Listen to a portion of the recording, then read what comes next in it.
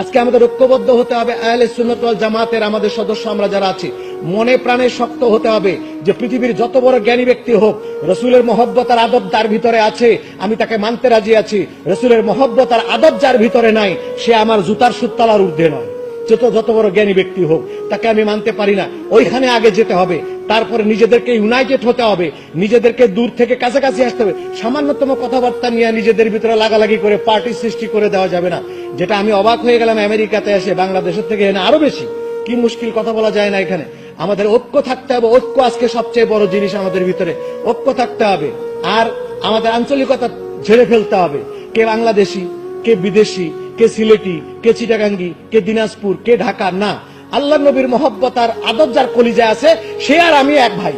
সে যেই দেশের হোক না কেন, সে যেখানকারই হোক না কেন, সে আমার ভাই, আমি তার ভাই। এই পর্যায়ে আমাদেরকে আসতে হবে, ভেদাভেদ ভুলে যেতে হবে।